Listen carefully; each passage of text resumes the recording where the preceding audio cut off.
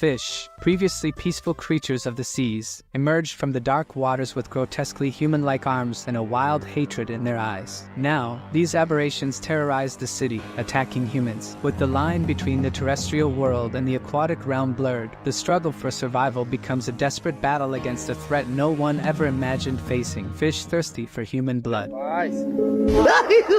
In Wuquan City, Yi Chu, a recent graduate, came to the city to find a job and rented a small room in a shady neighborhood while still searching for employment. Later that night, Yi Chu notices the heavy rain outside and worries that it might affect his upcoming interview. The next morning, he wakes up to find his room completely flooded and suspects that it might be due to the previous day's rain. Suddenly, he spots a floating dead body and strange-looking fish consuming it. The fish unexpectedly attacks and bites him, causing him to fall into the water. He desperately struggles to shake them off. In a state of panic, Yi Chu runs out of his room and slams the door shut behind him. Confused and scared, he wonders what has happened, but is horrified to see even more bodies and mutated fish on the flooded stairs of the lower level. Just then, a woman shouts and warns him to stay away from the human-faced fish because they're dangerous. Yi Chu is frozen in fear, but the woman brings him back to reality, telling him to not stand in the water in a daze, but to follow her to higher ground. Yi Chu runs for his life as the mutated fish quickly follow behind him. The woman sighs in relief, as they're temporarily safe since the fish can't leave water. Yi Chu asks what those creatures are and what happened to the dead bodies. The woman notices that he's injured and says that she doesn't know either.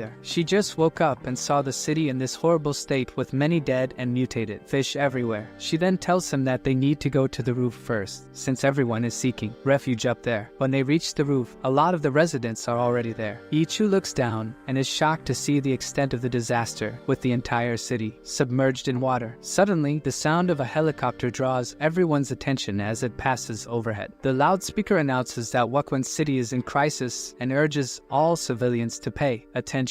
It reminds them to remain patient and await the arrival of the rescue team and to take precautions by avoiding the water and closing all windows at night. Old Zhang, a respected veteran in the neighborhood, is asked by his neighbor if he thinks the strange fish and the heavy flood are connected. Old Zhang responds thoughtfully, stating that although he doesn't know if those things are related, he does know that what has happened has caused a lot of lives to be lost in Wuquan City and believes that they should all work together to get through this disaster. Suddenly, a man screams for help. Everyone runs to the edge of the roof, only to see a screaming man who's struggling to hold onto the walls while being attacked by fish. He begs for help. They search for rope around the building but don't find any. Yi Chu asks two guys who are just watching if they have rope, but they don't agree to help. Old Jean removes his shirt and tells Yi Chu to do the same, to make a rope out of it. They throw the makeshift rope towards the man. The man tries to grab the rope, but a fish which has mutated and grown arms grabs his leg and tries to pull him into the water. The fish then bites his leg, causing him to slip and fall into the water. The mutated fishes swarm him while he screams for help. Everyone on the roof can only look in horror as the man's eaten alive. Old Jean states that they are not safe even in places with no water. He urges everyone to go back to their rooms and close all their windows properly. Everyone quickly runs to their rooms, except for Yi Chu, who remembers that his room is completely flooded. Old Jean kindly offers him a spot in his room, being a floor above, and suggests that the woman, Xiao Ke, should come along since there's safety in numbers. She agrees and they begin to move their belongings into Old Shang's room. After arranging everything, they count how much food and supplies they have left and prepare for the next day. As night falls, Yi Chu reflects on the unexpected turn of events, having planned to go to a job interview today, but instead he's struggling to just survive. He hopes that the rescue troops come soon to save everyone. Xiao Ke checks her phone, but discovers that there's no signal and begins to worry about her parents' safety. Old Zhang glances out the window and comments on how strange it is that they haven't seen the supposed rescue team yet, and that the eerie silence that has overtaken the city doesn't fit in with the horrors they witnessed earlier. Someone suddenly hears a loud banging sound. Old Zhang places his ear against the door, while Yi Chu wonders if the noise is coming from the mutated fish climbing up the stairs. But Old Zhang disagrees and explains that only his friend, Old Zhou, and the yellow-haired boy live up there. They then hear someone screaming in pain. Old Zhang becomes alarmed and starts to fear for his friend's safety. He grabs a torch and rushes out, but before leaving he tells the others to stay in the room and promises to return soon. Yi Chu tries to stop him, but Old Zhang quickly leaves. Xiao Ke tells him not to worry, saying that it's it's probably just a neighbor's dispute. An hour goes by, but old Zhang still hasn't returned, and they begin to worry. Xiaoke thinks that the situation might have been resolved, and old Zhang is probably just talking to his friend, but Ichu disagrees and decides to go check. He tells Xiaoke to stay behind since it'll be easier for him to escape if he encounters a mutated fish. Xiaoke tells him not to underestimate her, and says that she will probably end up saving him when he's in danger. She then makes a makeshift weapon out of a broom and knife and gives it to Ichu. They cautiously leave the room and slowly walk through the staircase passageway. The eerie silence almost makes them forget the mutated fish below them. On the stairs, Ichu discovers a Swiss Army knife, which he keeps for later use. He shines the torch on the wall, but is shocked to see blood splattered all over it. With the knife at the ready, they move closer to inspect.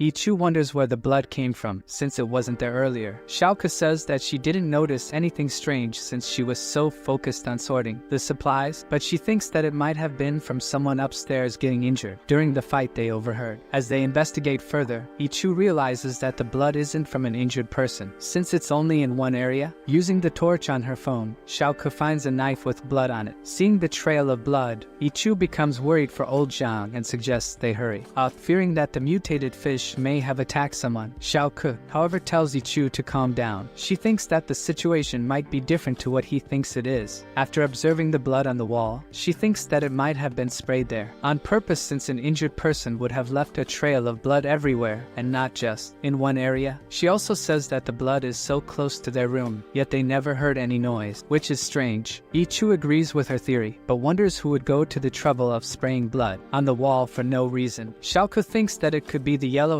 man, since he's always causing trouble, and thinks that the knife they found probably belongs to him. While they're talking, a large fish with arms silently observes them. Ichu says he isn't interested in what the yellow-haired man is up to and that they should just focus on finding old Zhang. As they continue to walk up the stairs, Ichu notices water dripping down the railing and wonders where it came from. He shines the torch upwards and is shocked to see a huge mutated fish sitting on the railing. They are terrified to discover that the fish are now able to leave water. The creature doesn't move, which surprises Ichu, but his weapon accidentally touches the creature, causing it to suddenly charge towards them. The fish breaks the weapon and leaps at them, causing them to fall backwards, but Xiaoke grabs the railing and Ichu. The fish tries to attack Ichu again, but Xiaoke uses the weapon to pierce the creature. Seeing that the creature is still alive, Ichu tries to finish it off with the weapon, but the creature skillfully dodges his attacks and tries to flee. Ichu tries to chase after it, but Xiaoke tells him to stop, since they don't know it. More mutated fish are coming. Ichu agrees and says that they need to hurry and find old Zhang. As they run up the stairs, they approach a room with an open door. They hear a scream, and a gigantic creature crawls out. Ichu defensively points the weapon at the monster. Xiaoke wonders who lives on this floor, and Ichu says that it must be the yellow-haired man. While they're talking, old Zhang slowly approaches the monster from behind while holding a screwdriver. Taking the creature by surprise, he grabs its neck and plunges the screwdriver into its flesh, while telling Ichu and Xiaoke to take this chance to escape. They hesitate, but old Zhang then tells them to go help his friend, old Zhou, first, since his leg was bitten off earlier. They reluctantly agree and run to the next room. There, they see the injured old Zhou, in pain, desperately trying to wrap his wound with a bandage. He recognizes Ichu as the guy who lives a floor below, and tells him not to shout. Ichu worriedly asks him if he's okay and how the mutated fish were able to come in. Old Zhou tells them that those creatures have terrifying intelligence and climbed in using an electrical pole near the building. Ichu notices that these fish are unlike any they've seen before, and they lack eyes. Old Zhou agrees, saying that they don't seem to rely on sight to move around, and that's how he and old Zhang were able to survive this long, by not making a sound. However, because Ichu and Xiaoke came, this drew the fish's attention. Xiaoke explains that they came because they were worried about old Zhang. Ichu admits that he became worried after seeing the blood on the stair passageway, but to his surprise, old Zhang tells them that that was done by the fish as a way to mark their territory. Old Zhou urges them to leave this place quickly and discuss everything else later. As they head out of the room, they're shocked to see old Zhang hurled across the room and onto the table. Although he's slightly injured, the creature remains unaffected. Old Zhang theorizes that, despite their unknown origins, these creatures seem to have only one desire, which is to eat them. Suddenly the creature rises and tries to attack them again. Old John grabs a broken table piece and uses it to fend off the monster's strikes. Old Joe offers to distract the creature, telling Ichu and Xiaoku to grab Old John and leave, arguing that there's no point in them sacrificing their lives to save an old cripple like himself. However, Ichu refuses to abandon him and says that they'll need to kill that creature if they want to live safely in the building. Ichu frantically looks around the room for anything useful to kill the monster with. Finding nothing, he gets frustrated because they don't have any weapons left, since their old weapon is now lodged in the creature's body. Suddenly Xiaoku shows him a piece of what they used earlier to create the makeshift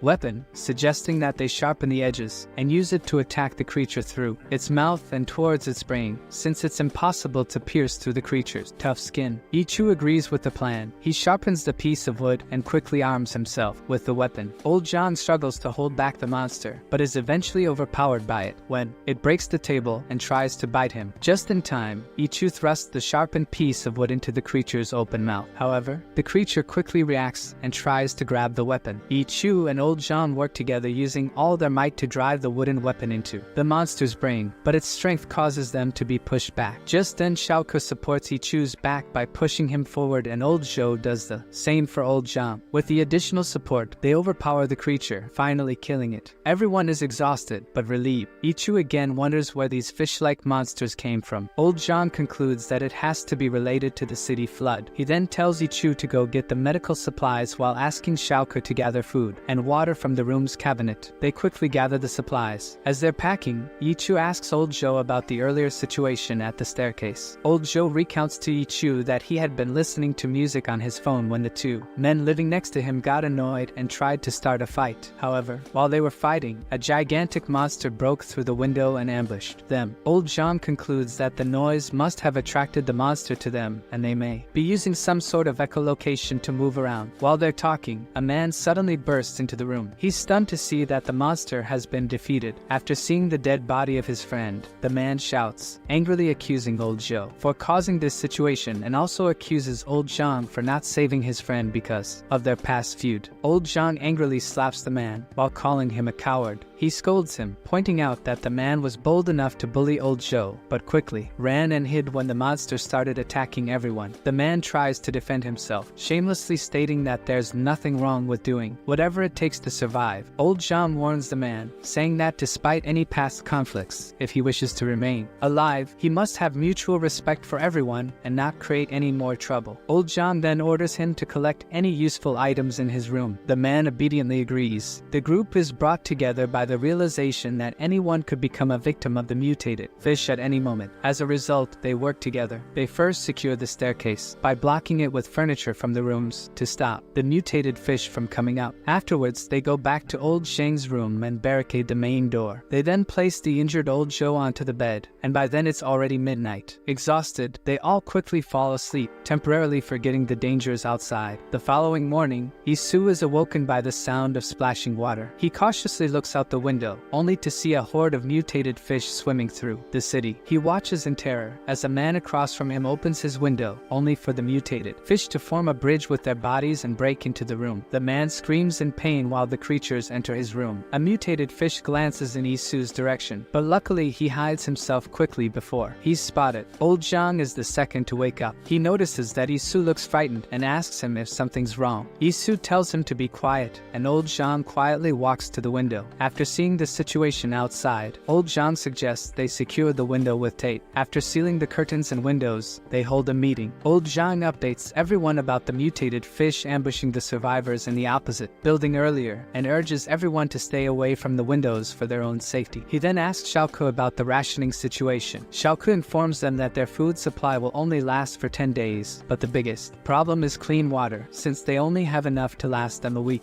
Old John concludes that, based on their supplies, they can only last a week before the rescue team arrives. The man from earlier stupidly asks why they lack water if the whole city is flooded. Old John bluntly tells him to go outside and fetch the water from there if he wants to get killed by the fish, promising him that no one will stop him from leaving. With supplies running low, Isu announces to the group that they only have 3 rolls of bandages left and half a bottle of alcohol. Old Joe's wounds require washing, but with no antiseptic medicine, listen, water must be used for cleaning. After hearing this, old Joe insists that he's tough and doesn't want to waste the precious water on his wounds. The man that lived upstairs mockingly says that they shouldn't use their supplies on someone like old Joe. Old John slams the table in anger after hearing the man's words, while telling him to be quiet unless he wants to be thrown out. But the man argues back, saying that he's not wrong. They don't even have enough food and water for everyone, yet they have to help old Joe, who's a burden to everyone. Seeing that the fight is getting more heated, Shouko steps in, telling them to stop fighting and instead focus on finding solutions to their problem. She suggests that they eat less and ration their food and water to make it last longer. She advises old Joe to use the water from the kettle to wash his wounds to stop it from infecting. Old Joe agrees and promises to not be a burden on the group. Shouko then urges everyone to minimize their movements to save energy and reduce sweating. Old John agrees with Shouko's plan and encourages everyone to hold on until the rescue team arrives. The group follows her plan, but as each day passes, their food and water slowly diminish, while everyone focuses on the situation outside, hoping to hear the sound of help arriving. However, all they hear are the cries of survivors. On the sixth day, the city falls into an eerie silence. Meanwhile, old Joe's condition worsens as his wounds become infected, causing him to have a fever. Old John asks about their remaining food and water supply, to which Shouko tirelessly replies that they still have some food left, but their water will only last until tomorrow. Suddenly, the sound of helicopters fills the room. Old John quickly instructs everyone to gather their belongings and head to the rooftop. He asks Ichu to help him carry old Joe. While packing their supplies, Shouko is pushed aside by the man from upstairs as he rushes past her. Shouko reminds him that there might be mutated fish nearby, but he ignores her and runs towards the roof. Old Joe, being supported by Ichu and old John, heads out of the room, but they're told by Shouko that the man ran out alone. On the rooftop, several helicopters fly over the city when a soldier named Chang notices a man screaming for help on the rooftop, but the pilot hesitates, saying that they didn't receive any orders to rescue survivors, but Chang argues that they still have enough space to carry at least 5 people. The helicopter finally lands and the soldiers help the man on board. Soldier Chang asks the man if there are any more people in the building, but the man lies, saying he's the only survivor. Soldier Chang then tells the pilot to go. As the helicopter leaves, Isu and the others finally arrive at the roof, shouting and begging the rescue team to not leave them behind. Soldier Chang is surprised to see his former army instructor among the group. He angrily questions the man who lied about there being no one else left in the building. The man awkwardly lies again, stating that he doesn't know who they are and thought that he was the sole survivor in the building. After this, Soldier Chang receives instructions for his unit's mission. The pilot reminds him that they need to catch up with the other troops. Hoping that he has a mission to fulfill, he reluctantly decides to leave, but throws his supplies to the survivors, hoping that the 3 days worth of food can last them until he comes back. On the helicopter, Soldier Chang's mood darkens with regret over not being able to save his instructor. His teammate then asks if he recognizes any of the survivors on the rooftop. Soldier Chang reveals that the man carrying the injured survivor is his former instructor, Old Zhang, who trained him for 3 years in the special forces before retiring. Despite not expecting to see him again, Chang is determined to rescue him after their mission is completed. However, their conversation is interrupted when the man they rescued makes a joke about Old Chang's bad temper, causing Soldier Chang's suspicions to grow as he realizes that the man has lied about not knowing the other survivors. Pointing his gun at the man, Chang warns him not to disrupt their mission, threatening to shoot him if needed. Despite the man's attempts to explain, Chang ignores him. Eventually, Soldier Chang lowers his gun upon hearing the radio message that they have arrived at their destination. Each team is instructed to carry out their mission immediately. A group of helicopters heads towards a building swarmed by mutated fish. The troops are instructed to open fire on them immediately. The teams confirm the order and rapidly shoot at the swarm, killing most of the fish. The man on the helicopter covers his ears in fear from the gunfire. When they finally land, he asks if they've arrived at the safe house, but Soldier Chang reveals that saving survivors was never their mission, and picking him up was solely his decision. Without hesitation, Soldier Chang leaves the helicopter and sarcastically wishes the man good luck before running into the building. Meanwhile, back in the building with the remaining survivors, Old Zhang bends his anger towards the man who left them, calling him a coward for abandoning them and repaying their kindness with evil. Old Zhang becomes frustrated upon realizing that the so-called rescue team was just a lie they told the citizens. Isu and Xiaoku tend to Old Zhou's fever. Seeing that Old Zhang is completely disheartened by their situation, Xiaoku tries tries to lift old Zhang's spirits by suggesting that the soldiers who came might have had an original mission that they had to prioritize, so they probably had no time to take the rest of them on board. Isu agrees with her and tries to comfort old Zhang, who remains skeptical, reminding him that the supplies given to them indicate that the rescue team will return, so they just need to wait. Coming back to his senses, old Zhang apologizes for losing his composure. Xiaoke empathizes with his frustration, suggesting he rests while she organizes the supplies.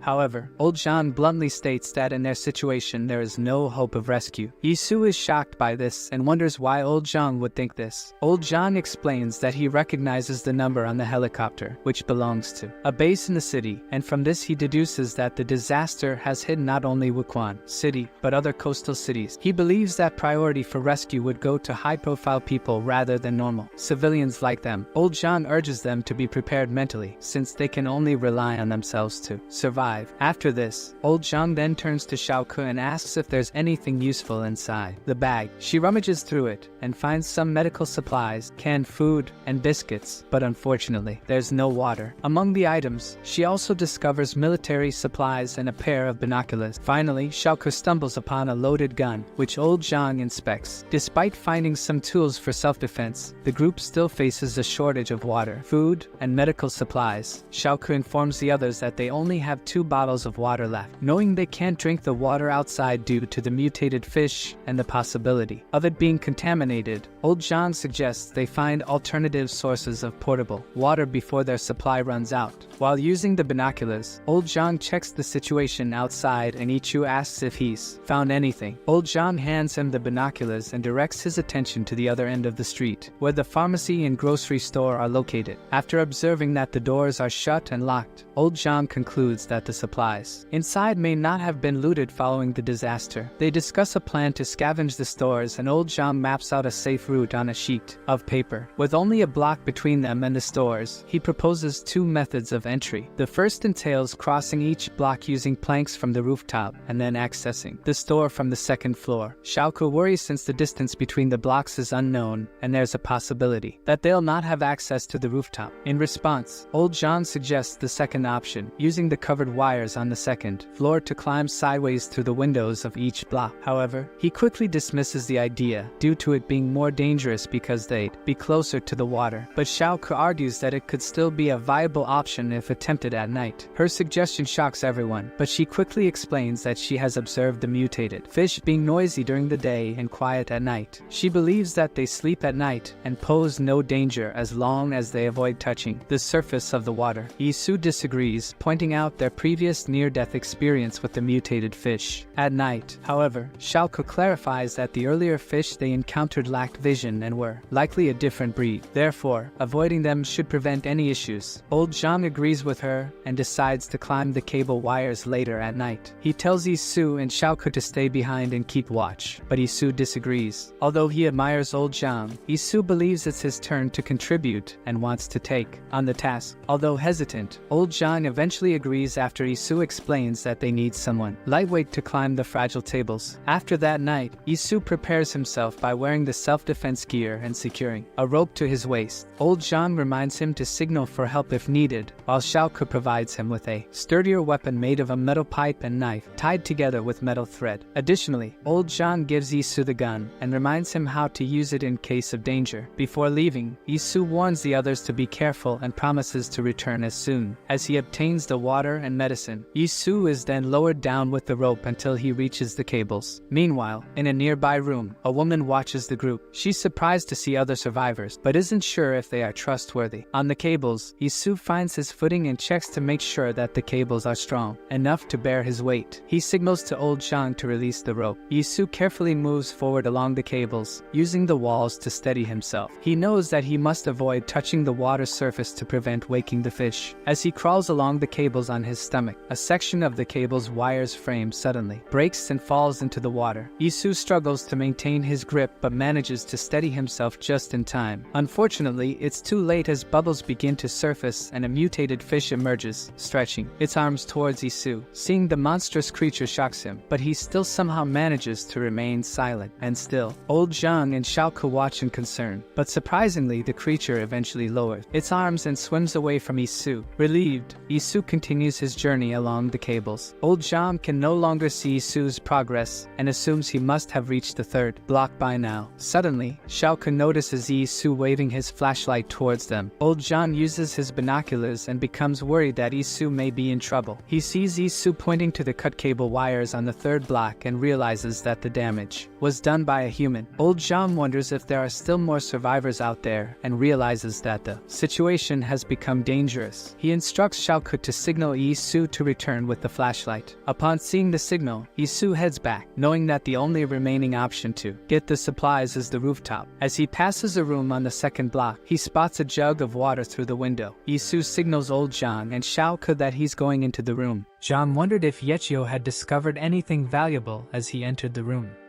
At the same time, Yechio climbed through the window, only to find the room empty. Unfazed, he went to the water jar and filled his bottle using the tap. As he was filling it, a noise from the cupboard drew his attention. Subscribe! Curious, he opened the cupboard to investigate. However, his curiosity quickly turned into fear and shock when he saw a cage containing a mutated fish. Startled by the unexpected sight, Yechio instinctively stepped back, and to his shock, he felt something under his foot. Looking down, he was horrified to see the lifeless body of a woman.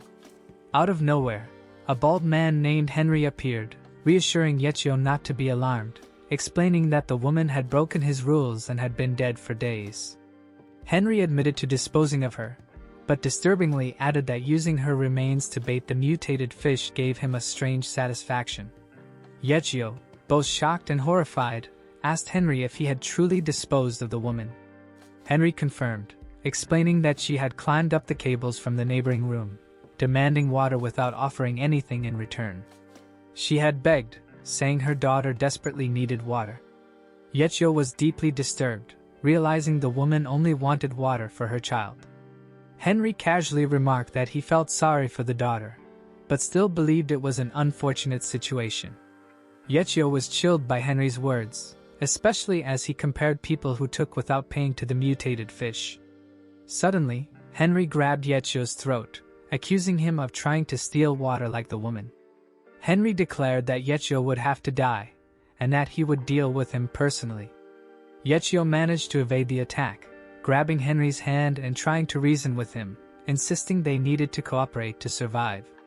However, Henry only laughed, demanding Yechio hand over everything he had, promising a painless death in return. Yechio fought back with determination, grabbing a rod to defend himself. Henry was surprised to see Yechio armed, and even in the midst of their struggle, remarked on Yechio's agility, implying he must have eaten recently. Henry's expression turned smug, feeling victorious at the thought of killing Yechio. In desperation, Yechio launched an attack, but Henry dodged, confident he would win. However, at that moment, the mutated fish lunged at Henry, biting his hand viciously and pulling him toward it.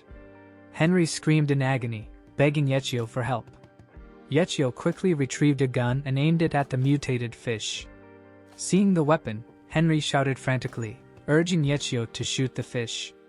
His cries grew more desperate as he pleaded for Yechio not to let him die. But Yechio hesitated, trembling with fear. Henry's voice rang out again, demanding to know why Yechio was waiting, asking if he intended to let him be eaten by the fish. Insulting Yechio, Henry called him a coward, accusing him of abandoning people and regretting not killing him sooner. Overwhelmed by the situation and Henry's harsh words, Yechio's mind went blank. In a daze, he pulled the trigger without aiming, lost in the chaos of the moment. Upon hearing the gunshot, Zhang and Xiao were filled with dread. Zhang, tense with concern, instructed Xiao to take care of herself and Zhou while he hurried to find Yechio. Using a rope, Zhang descended quickly along the cables. Near Yechio, it was clear Henry had been dealt with. Yechio stood in shock, wondering how things had escalated, as he had only wanted to save Henry. Suddenly, a voice came from the window. Reacting instinctively, Yechio pointed the gun toward it.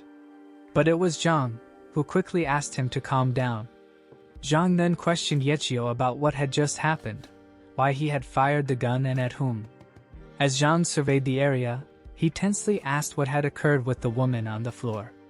Yechio explained, sorrowfully, that he had only wanted some water but had been attacked by Henry, who had also assaulted the woman.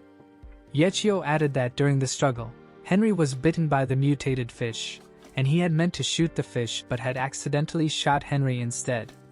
Zhang reassured Yechio, telling him it wasn't his fault. It was Henry's twisted nature, exacerbated by the crisis, that had caused everything. Zhang urged Yechio not to blame himself, as they didn't have time for that. They needed to search the room for useful supplies. Slowly, they made their way into the adjacent room to continue their search. Meanwhile, the mutated fish, seeing them leave, quietly retrieved the cage keys from Henry's pocket. Inside the room, Yechio found some rations in the cupboard and snacks in a box. He told Zhang about the food he had found. Zhang also noted that the cupboard contained several bottles of water.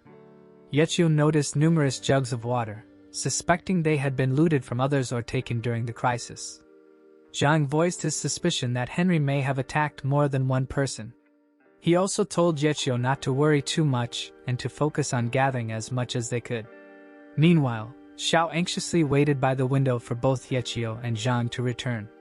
Suddenly, to her surprise, someone descended into her room from above, using a rope.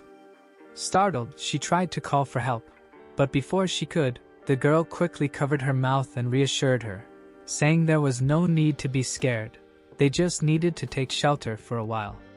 Surprised, Xiao asked who they were and if they were survivors like her. The girl confirmed, explaining they were indeed survivors of the disaster. Then, Xiao heard another voice saying they were finally safe, at least for the moment. When she looked, she saw it was a boy who added that the mutated fish hadn't followed them. Meanwhile, back with Zhang and Yechio, the two were packing their bags with as many supplies as possible. Zhang handed Yechio a water bottle, and as Yechio drank, he looked visibly upset.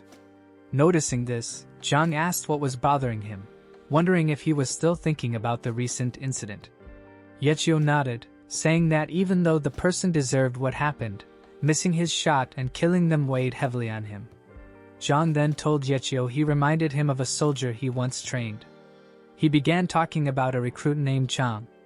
Chang was new to the special forces, struggling during training until his first mission, where he took down an enemy for the first time. After that, he completely changed. Zhang also mentioned how he would always find Chang drinking beer after missions. He explained to Yechio that when someone takes a life for the first time, even if it's someone evil, it leaves a deep conflict inside. The respect for life could slowly fade under the pressures of such a crisis, and that concerned him. Zhang then suggested they stop talking and head back quickly. Just as they were about to leave, they heard something behind them. Yechio, startled, turned around and acted oddly, rushing toward a cabinet. Zhang asked what was going on. Yechio said he thought the cabinet had moved. When they checked behind it, Yechio was shocked to find something there. Out of curiosity, they managed to move the cabinet, and to their surprise, they found a large hole in the wall. Looking through it, they saw cables that had been set up like a bridge between the two rooms. Seeing this, Zhang remarked that it must have been Henry's doing. After cutting the outside cables, Henry probably used these to steal from the adjacent room. Yechio agreed, saying that explained why Henry had so many groceries in his room. Zhang was also taken aback by how much worse the situation in the city was than they'd imagined. Suddenly, Yechio remembered something and asked Zhang if the pharmacy was nearby. When Yechio shone his flashlight into the next room through the window, he was surprised to see a little girl sitting there. He wondered if she might be the child of the woman they had found earlier. Zhang agreed, thinking it was likely the girl was the daughter of the deceased woman. Zhang told Yechio that they couldn't leave the girl alone, so they carefully crossed the cables to reach the other room. When they entered, they found a stash of medical supplies, including antiseptics and bandages, exactly what they needed. Just then, something fell to the floor, catching Yechio's attention. But Zhang told him to ignore it for now, stressing that their priority was finding the girl. They slowly moved into another adjacent room, where they saw medical equipment. Suddenly, Yechio heard a noise coming from a cupboard. Zhang instructed him to open the door while he stood on the opposite side. As soon as Yechio opened the cupboard, the little girl jumped out with a knife, swinging it wildly with her eyes closed. trying to defend herself. She screamed at them to stay back, accusing them of being bad people. She continued waving the knife, demanding they leave her alone.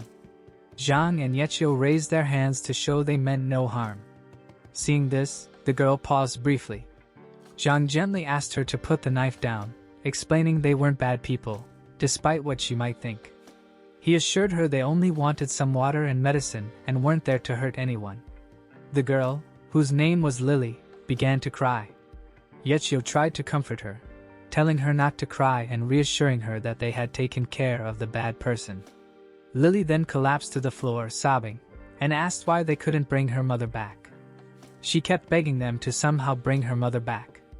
Hearing her voice, a mutated fish began to move slowly in their direction. One of the mutated fish even passed in front of Zhao's room. The boy in the room mentioned that there was still one fish beneath them. The girl noticed how sad and exhausted Xiao looked, so she offered her some water, assuming Xiao must be thirsty. The boy yelled at the girl, asking what she was doing since they barely had enough water for themselves. The girl retorted, saying that these people had shown them kindness by letting them in, so giving them one bottle of water as a gesture wasn't asking too much. Xiao then spoke up, observing that with their advanced weapons and equipment, they probably weren't from Wuquan. The girl apologized for not introducing herself sooner and revealed her name was Lu, a competitive archer. She explained that when the catastrophe struck, she had been practicing at the archery range. She then introduced the boy as Li, who was a bodyguard working at the range, and they had escaped together when everything went wrong. Li pulled out a shotgun and shared that he had luckily taken it while escaping, as it was invaluable for dealing with mutated fish and even humans. Shocked, Xiao asked, "Humans? What do you mean by that? What's happening outside?" Lu responded that chaos had erupted, and humanity's struggle for survival had just begun. It could become even worse in the future. Xiao, now tense, asked if people had started attacking each other. Li shrugged and said there was nothing to worry about. If anyone tried to rob them, they'd take care of it, just like they had dealt with some thugs earlier. Startled, Xiao asked if they had already killed 2 people. Lu, frustrated, scolded Li, asking if he was out of his mind for mentioning that in front of a stranger. Li defended himself, saying there was nothing wrong with it. Those 2 thugs had always taken advantage of him, so letting them die was their deserved fate. Sensing Zhao's anxiety, Lu reassured her, saying it had been for self-defense and they didn't harm innocent people. Li agreed, adding that Sister Lu was right, but in situations like this, they didn't need to reason with unreasonable people. The only thing they could do was use whatever they had to protect themselves. Frightened, Xiao asked why they had to hurt people, even for self-defense. Lu pleaded with Xiao not to misunderstand them, insisting they had no choice. Li, seeing the conversation was going nowhere, told Lu to stop explaining herself, as Xiao would understand soon enough when she faced it herself. He advised Xiao not to worry too much about them, adding that once the monster outside left, they would head to their destination, hoping they wouldn't become enemies in the future. Suddenly, Li became alarmed and asked what they should do about the monster entering the pharmacy block. Hearing this, Xiao was shocked and anxiously called out the names of Yechio and old Zhang. Lu, surprised, asked Xiao if her comrades were inside the pharmacy block. Xiao confirmed and asked how Lu knew. Lu stood up, grabbing her bow. Seeing this, Xiao nervously asked Lu what she was planning. Lu asked Li if he thought Xiao's friends had gone to the pharmacy because they needed medical supplies. Li agreed, saying it was highly likely, especially if one of Xiao's comrades was injured, and they probably needed the pharmacy if they were taking refuge at the supermarket. Lu expressed her desire to avoid any further confrontations. Xiao, tense and unsure of what to do, remained silent. The scene shifted to the pharmacy block, where a blind mutated fish had entered. Another mutated fish, one that could swim and see, was moving around. The larger mutated fish even devoured the one that could see. Meanwhile, in a different room, a child, Li, was eating quickly, looking like she hadn't eaten in a long time. Zhang, noticing this, asked her to slow down and offered her a bottle of water. Li gratefully took it and drank hastily. Watching her, Zhang commented that the kid must have been starving.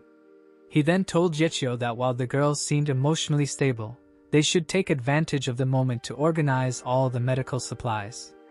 Yechio began searching around and noticed several empty bottles scattered on the table. He decided to look for alcohol and bandages. As he scanned the room, he spotted a cabinet and opened it, but it was filled with used supplies. Fortunately, Yechio found a first aid kit in the lower section of the cabinet. When he opened it, he was relieved to see several usable items. He also found a diary tucked inside the bag. Meanwhile, on the other side, John was asking Lily about what had happened over the past few days and where everyone had gone, but Lily remained silent. John gently told her that he understood she was upset, but reassured her to trust them as they weren't bad people. He explained that they just needed some emergency medicine and water, which was why they had come. Suddenly, Yechio called out to John, asking him to take a look at the cabinet. John got up and asked Yechio what he had found. Yechio showed him the diary. When John opened it, he discovered instructions on how to properly use the first aid kit. Yechio remarked that it was exactly what they needed, the entire kit. John was pleased, knowing that old Joe desperately needed the medicine. To their surprise, Lily snatched the diary from Zheng's hand, accusing them of being liars. She said they had only asked for water and medicine, but now they were after her family's valuable items that her mother had entrusted to her. Zhang tried to reason with Lily, explaining that they had a comrade who was severely injured, and the medical supplies could save his life. But Lily, overwhelmed with frustration, shouted that it was all a lie, refusing to give them the bag. Zhang apologized, trying to explain their situation once more, and slowly started moving toward her to grab the bag. Seeing this, Yechio questioned what Zhang was doing. Before Zhang could respond, a mutated fish suddenly attacked him from behind. Its tongue wrapped around his face, pulling him backward. Lily and Yechio stood frozen in fear, unsure of how to react. The mutated fish continued to drag Zhang across the floor, but eventually its grip loosened, giving Zhang a chance to pull out his gun. He fired at the fish's tongue, managing to destroy part of it.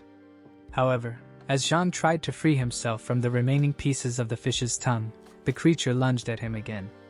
This time, Yechio intervened, hitting the fish with an oxygen cylinder. Yechio struck repeatedly, but the fish retaliated, knocking both Yechio and Zhang into the wall with its tail.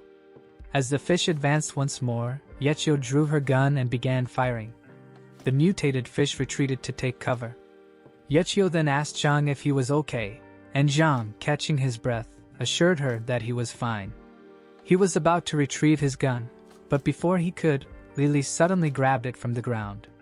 Zhang, shocked, warned her not to be reckless, reminding her that the gun was loaded. Tensely, Zhang told Lily that they could talk things over, but asked her to return the gun first. Lily, however, defiantly replied that since they had guns, they must be bad people. Yechio yelled at Lily, urging her to understand the gravity of the situation and not make things worse.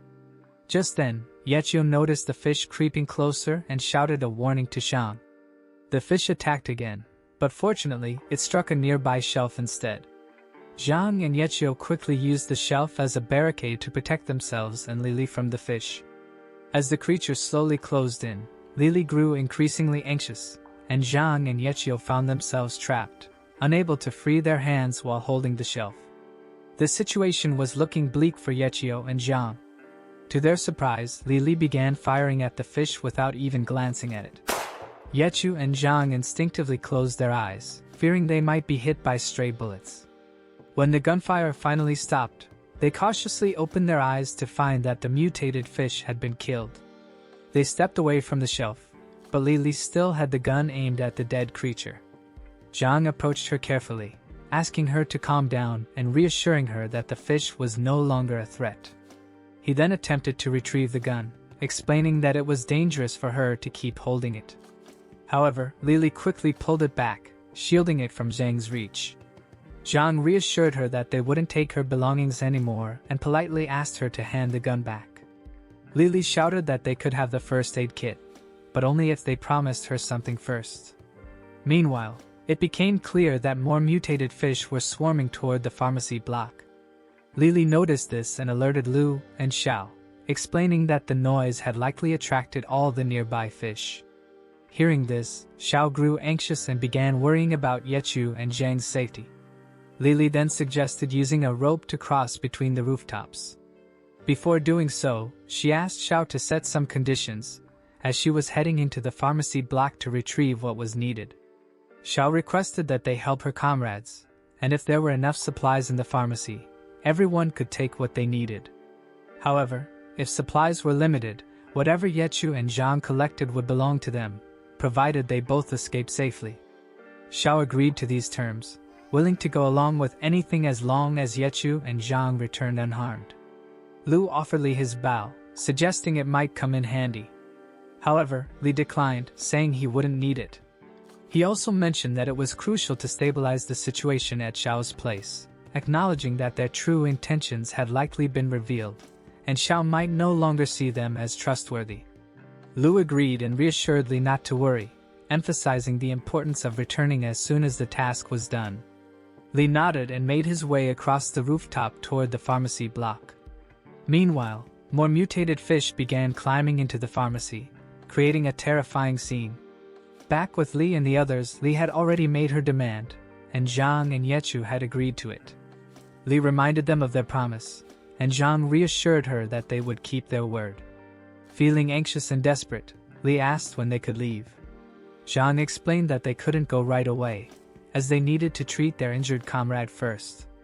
Once his condition improved, he promised they would fulfill their end of the deal. Yechu then asked Li about the fate of the people in the pharmacy block and whether there were any survivors. Zhang also inquired about what had happened there. Li admitted she didn't know much about what had occurred outside the block. When the mutated fish appeared, she and her mother stayed inside their room. She explained that her mother managed the pharmacy, and they lived there. They had become trapped when the floodwaters rose, unable to escape. Li mentioned that the building across from them housed a food store, where everyone, including her mother, went to buy supplies. She recounted that during the night, the mutated fish climbed the stairs and attacked humans on sight. Her mother had managed to block the pharmacy's second-floor door, but the screams outside continued until morning. Zhang then shared that it had been the same on their side, as his friends had been ambushed by the mutated fish on the first night and had suffered injuries. Yechu asked if Li knew Henry, the bald man who lived on the floor above. Li explained that Henry had arrived via a cable on the third day, and they initially thought he was fleeing from the fish. However, they later discovered that Henry was actually a thief who attacked people. She also revealed that Henry had harmed her mother and stolen all their food and water. Li went on to explain that her mother was afraid Henry might come back, so she cut the cables outside their window to prevent him from returning and stealing what little they had left. After cutting the cables, her mother became concerned about them starving, so she went to beg Henry for food and water. But tragically, she never returned. As Li recounted this, she began to cry. Moved by her story, Zhang commented that during times of catastrophe, morality often disappears, and people reveal their worst sides. He gently asked Li to stop crying, reassuring her that Henry had already met his end, and perhaps it was deserved. Still in tears, Li asked why her mother hadn't come back. Zhang, unsure of how to respond, paused for a moment before suggesting that maybe her mother had been rescued by a helicopter but couldn't take them along because of time constraints. As the conversation unfolded, Yechu couldn't help but reflect on the harsh reality of their situation. They were now in a world where they had to lie to children to keep them calm, and arm themselves just to survive. Yechu wondered how long they could endure these challenges, relying solely on their will to live and their ability to cooperate with others. Suddenly, the sound of breaking glass shattered the tense atmosphere, causing Li to jump in fear. Yechu and Zhang turned toward the noise, shocked to see a swarm of mutated fish converging on their location. Zhang quickly realized that the commotion they had caused earlier had drawn the mutated fish toward them. Slowly, the creatures advanced, ready to attack. Zhang and Yechu managed to defend themselves by shooting at the approaching fish, but there were too many. Amid the chaos, Li shouted, urging them to use alcohol. Confused, Yechu asked her what she meant. Lily explained that the skin of the mutated fish was sensitive to alcohol. She had once seen someone use it to fend them off. Yechu quickly told Zhang to find alcohol, but Zhang had already begun collecting bottles, telling Yechu not to shout, as there were plenty. They started throwing alcohol at the fish, but there were too many, and it wasn't making much of a difference. Realizing they were running out of both alcohol and time, Zhang told Yechu to stop wasting bullets and suggested they flee. Zhang and Lily worked together to remove the barricades they had placed at the door. But when Zhang opened the door, he was stunned. He saw Yechu, chased by mutated fish, barely dodging them as he bolted out of the room. Zhang quickly blocked the door with whatever he could find and yelled at Yechu to head for the stairs. It was their only chance to escape to the rooftop and figure out a plan. The mutated fish were relentlessly trying to break through the barricade. Lily and the others ran towards the rooftop, but to their horror, a mutated fish descended from above and lunged at Lily. In a split-second decision, Zhang threw himself in front of her, risking his life to shield her. During the struggle, the mutated fish bit off Shang's hand, but he fought through the pain and managed to kill it, protecting Lily. Blood gushed from Shang's hand, terrifying Lily, but he assured her that he was fine and told her to go upstairs and open the rooftop door. He also called out for Yechu to hurry. As Yechu raced towards the rooftop, he suddenly felt a force pulling him back. Turning around, he was shocked to see someone being engulfed by a mutated fish.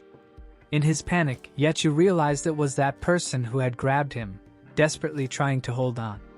When Yechu glanced back, he noticed it was Mark, desperately begging for Yechu's help. But Yechu quickly realized that the mutated fish were closing in fast, and even Zhang urged him to leave Mark behind due to the immediate danger they were all facing. Left with no other option, Yechu dropped the bag with Mark and quickly ran to safety. Meanwhile, Lily had reached the rooftop and struggled to open the door. To her shock, the door suddenly swung open from the other side, causing her to lose balance and fall. As she looked up, she saw a man standing there, holding a shotgun. On the other side, Yechu was busy fending off the mutated fish that were relentlessly chasing them. The man then inquired about Chang's injury. But much to their surprise, mutated fish were not only coming from below, but a few had also started appearing from the stairs above.